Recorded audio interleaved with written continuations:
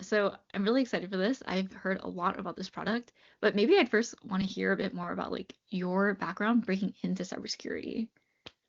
Yeah. I've been in security for almost 10 years now. I mean, I have kind of a linear Mm. background into security. I wanted to like be in healthcare when I was like coming into college, and then I realized like that was not the thing for me. It wasn't something that fit my personality. So I just pivoted Mm. and decided to try a lot of different things in college. And early on, I decided that maybe security was something that sounded interesting based on what other people were, some of my mentors were saying. So I started going in that route. And then what really happened was I played a game. It was called the National Cyber Analyst Challenge, where they just give us a bunch of security data to look at. And I got to see like the story behind it. Because again, I'd like done some classes, but I never really saw the story of like how everything happens. And once I saw the big picture, I was like, whoa, this is super cool. And that was it. I interned at a defense company for a couple of years, started working there full time, and then I came to Microsoft about 5 years ago, and I've been here ever since. Wow. Okay. Yeah, I feel like a lot of people they don't usually go directly into cybersecurity. They're from like Yeah, finance or or software engineering, and then they break into cyber. So it's interesting that you like already knew this is what you wanted to do. yeah, and I think that was like a pretty lucky thing. And it's not like I like I knew that it was just that I tried stuff, and Mhm. I tried accounting, and I quickly realized it wasn't for Oh, me. But I okay. was lucky enough to like try it, and I was like, okay, this seems entertaining, and it doesn't feel like work. It doesn't feel like a grind. So I don't mind doing this for 40 hours a week. And but yeah, I mean, most people don't get the chance of realizing that early. Yeah. Okay, so What I'd about love to yourself? hear.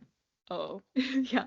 Um, so I started my career in software engineering, and then I kind of broke into cybersecurity by accident, is how I see it. So Yeah, do you know a conference called the Grace Hopper Conference? yeah, Oh, okay. It's a very big women in tech career fair conference. And at that conference, I was interviewing when I was a senior in college, and my future employer, which was Bank of America, that was my first cybersecurity job out of college. They were recruiting for a cybersecurity role, and I had no cybersecurity experience on my resume whatsoever. But I ended up talking to one of the hiring managers there who was looking to create, it was like a new like women leadership cybersecurity type program, and it was very small. But they were just like trying to make like a new leadership. They were focusing a lot on DEI at the time. So they basically pitched this program to me, and I was like, but I have zero experience in cybersecurity. But the person I talked to, he actually also came from a software engineering background and then pivoted into cybersecurity. He at the time was already like an MD, so he basically led the cybersecurity technology organization, and yeah. he basically took a chance on me, which I'm still very grateful for. But personally, as someone who had like zero cybersecurity experience, I think looking back now, I feel like that was a huge blessing. Just having someone see like your experience and then taking a chance on you like that, because I feel like that's very rare in today's job market. So I just started in that cybersecurity rotational program. It was 2 years. I worked in a junior red team, a also a blue team, and then I also did internal auditing. So also on the GRC side, I learned a lot on that job, and that That's was pretty basically how cool. I broke into cybersecurity. And at the same Yeah. time, I also started my YouTube channel, for people who are also trying to break into the field, because I was basically doing it in real time and then sharing it in real time. And now it's been like 7 years. Crazy how fast Oh time wow. is Yeah, flying. time Yeah, flies. yeah. But that was basically how I got into cyber. It wasn't ever really my plan. I was really looking for software engineering, but the cybersecurity role was like the most interesting offer I got when I graduated. And I figured if I ever wanted to go back into like a SWE role, I could make that pivot.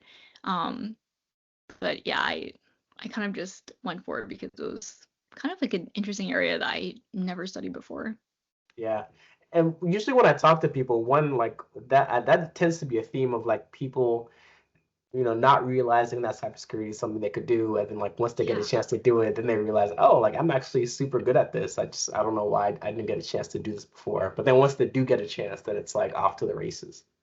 Yeah, and I think another thing is because at my school, they actually didn't have a cybersecurity undergrad degree program, but they just created a cybersecurity master's program. So I feel like for a Yeah, lot of people also in undergrad, they kind of do like IST, IT, or like computer science basically as their major. And then maybe there's like a specialization, but usually for like state schools, they didn't have that when I was studying. But yeah, I feel like a lot of people just don't know about it until maybe you're a junior or senior and you take like one random like cybersecurity like gen ed class, and that's like the main exposure people get in tech. yeah, And then exactly. yeah, I feel like it's definitely a lot more underserved in like the traditional college path for cybersecurity, which No, is 100%. unfortunate because Yeah. I feel like it's a really good career. Yeah, it's an amazing career path if you can figure out a way to get into it. Okay, so I would love to hear about KC7 and maybe see like a brief demo. I'm assuming you've done this a lot already. I do it from time to time. So yeah, I mean, KC7 really plays on a lot of the themes that you're talking about, right? Like most people don't get exposure to like cyber until like later in their college years, if that, right? Or like you never get exposure to it, or like if you do get exposure to it, it's like in a computer science class or it's like in an IT class, and they're like, oh, well, here's like this really cut and dry stuff you need to learn, like networking or you know Yeah. a lot of like super technical stuff, and I think a lot of people like self-select out of that, right? But then as a Mhm. result, when you get into the industry, what you find is that like it shows when it comes to the composition of the field, right? I've definitely been in uh, meetings and teams where it's like all dudes. It's like just a lot of men and men from like certain demographics. So the question for me when I was getting into the industry, I'd noticed that pretty early on was like, how do we diversify? And I was willing to bet, just like you said, is that like if more people from different backgrounds had a chance to see the cool parts of security and see how interesting it actually was, I was willing to and get a chance to actually get into it. I was willing to bet that a lot of people would choose that as a route. So what KC7 actually is, it's a game that teaches you cybersecurity, blue team cybersecurity skills. Um, through investigation. It's a detective game. And so there's a story about a company that got hacked. And every game is like, almost every game is like this, right? There's always a company that got hacked. And sometimes it's super serious, sometimes it's super silly. And you have to look through the data to figure out how all that happens. But then, like, there's a lot of like implicit cybersecurity concepts that you kind of just learn along the way. And so what happens is that people like try out our first game, which is a super dumb game about two rappers that are trying to like hack each other. And they'll start there and they're like, oh, this is kind of funny. And then like they'll get addicted to it. And then next thing you know, you're like a couple hundred hours in, and then like you're working on a super complicated intrusion with like lateral movement and like things are hidden all over the place. Um, but then you realize that like these are the same exact skills that it takes to actually succeed in the cybersecurity industry. And so we've had people become we're like getting people to become cybersecurity experts by accident is what we're trying to do. Um, Wow. Wait, I love that. So, yeah, what is the main user base? Are they like students? Are they people who are already in their careers? Or are they like career switchers? yeah, we built it for college students primarily is Okay. when we started. So that Mhm. was kind of like the target audience of level. But then we actually found that usually that people even younger are actually really good at this. So like we've gone to like high schoolers and middle Mhm. schoolers who've actually tried this. And sometimes they're actually even more competent or like they're better at learning this stuff I than can see adults that. are because they don't have all these preconceived notions. So it's for people of all ages, but the way it works is it starts off really early and anyone can do the super early and super easy cases. And then people kind of filter as you go on. People will decide how far they want to go. But if you Mhm. work our way through, we have about 30 some games right now, which is a couple hundred hours worth of content. But if you can get to the end, Wow. uh, you can actually I used to say this when we first started. I used to joke around that like you could take my job at Microsoft if you complete the entire thing. Really? Yeah, and then there was a guy who was a watchmaker out in LA. He didn't have any IT or cyber experience, and then he took my word for it, and then he completed the entire thing. And took him a year and a half. He's been working at Microsoft for about a year and a Are you half now. serious? That's Yeah, so cool. Yeah, he works on like one of the hardest security teams to be on, and it's kind of a wild story because he didn't have any traditional security or IT experience, and he's just doing it just off the strength of a cybersecurity game that he played. Wow. No, that's actually an insane story. Yeah, I mean it shocks me every day. Sometimes I see him and he'll like do some presentations for other people because he likes to a big thing about KC7 is giving back, and so I'll see him. I saw him presenting at a for like a community workshop, and just like watching him present, it was just completely insane to me that this is the guy who didn't have any like formal cybersecurity training in that sense. He was just a guy who pretty much self-taught and would play this game when he after he put his kid to bed at night and could find some extra time in the Wow. day. And now he's just, super good at it. That's insane. I feel like these are the kinds of employment stories that people need to hear more about because Yeah, like the biggest question for people who are trying to break into cybersecurity now is how they can get that technical experience. But just yeah. hearing like a real life story of that is crazy. Yeah, and we actually have a couple. I mean, that was kind of our first one, and then we Mm. have someone who's a literature major out of France who builds a lot of our content actually. She doesn't work in Wow. security yet, right? She's still on the way, but then she Hmm. builds content that's used to teach thousands upon thousands of people who actually work in security. So I'm like, that's kind of That's cool in my really opinion. insane. All right, well, I'll just jump into the demo real quickly, just so we can you can have some time to see it. So this is KC7. Hmm. It's the cyber detective game. We have our little mascot, this cute guy here named Casey, because it's KC7. You can play just by you can create a guest account just by clicking this button, and it's gonna load the game up in a guest account for you. And when you get inside, it's gonna load up here in a second. You already have access to interface. And so there's like a story that comes with each and every one of them, right? So the story's on the left and all the things we're going to teach you on the left. And then the data, which is kind of the most important part of it, is on the right side. Um, and so the story is actually baked into the data. That is the intrusion, right? And that's kind of the core part of KC7. So here's a silly one about two Yeah, I was rappers, gonna say this Dwake is and actually so funny. yeah, it's like Dwake and Present, no relation, who are going back and forth. They're dissing each other. And then, Dwake, he puts out those first, but he makes a mistake because he reveals too much information, which is his mother's maiden name and a fluffy dog. So as you're going through this, right, like we'll ask you questions. Some of them will like be like super easy, and some of them will be more difficult, right? And there's like all this like fun gamification features. So you have like streaks and like points and all this other stuff that goes in the game. Um, and so then we just get right to it, right? So like one of them gives you an IP address, so like you're like in this situation, you're the person who works for Dwig's company. So he was, he's out there, he's talking smack, but then people might come after you and you have to actually defend the company. So in this case, you get a tip about someone who's trying to attack your company because Dwig was, out there doing too much. And Hmm. so we actually teach you how to run the queries. So if you want to see how easy it is to get access to the data, right? You copy and paste this, you hit the run button, and then boom, you have access to the data, right? And so for a lot of people who've never Hmm. done security investigations, like this is their first time actually looking at data from a security investigation. So in this case, we're looking at information about the CEO of the company, whose name is, Sean Crater, no relation to a particular rapper.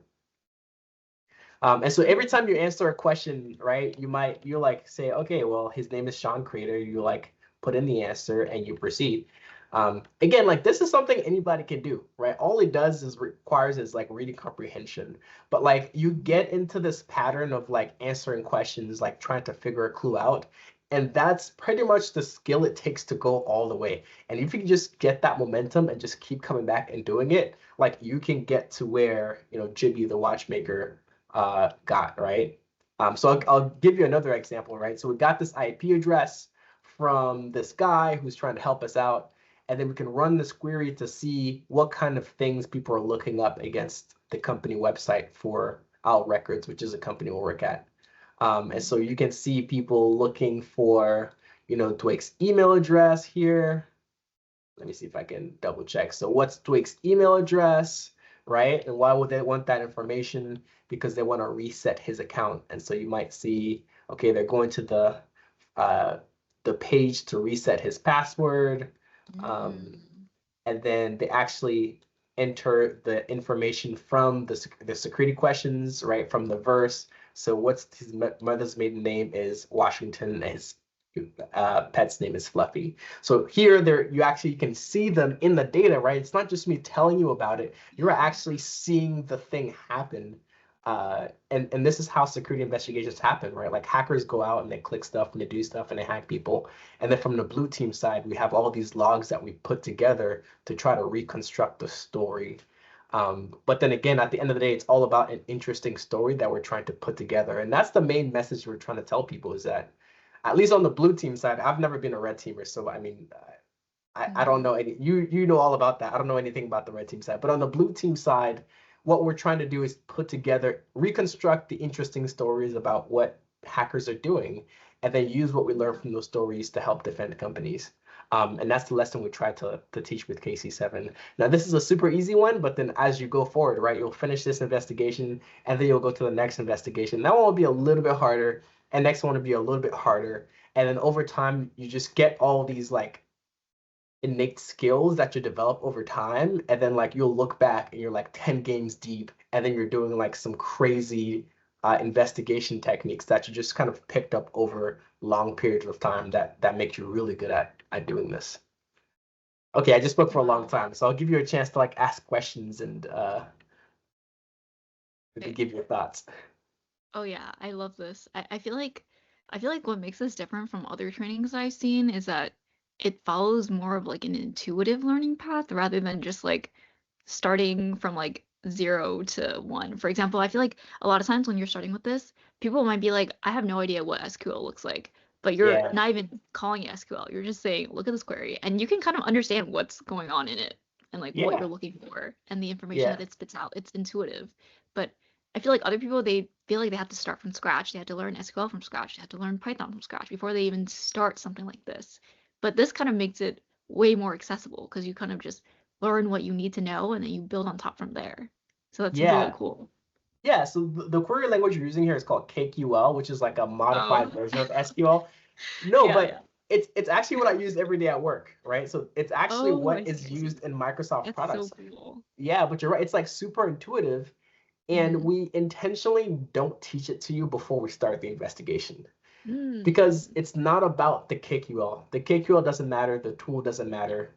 It's more about the thought process is the important part. And sometimes people will say, "Oh, KC7 is a great way to learn KQL," and we'll say, "Yes."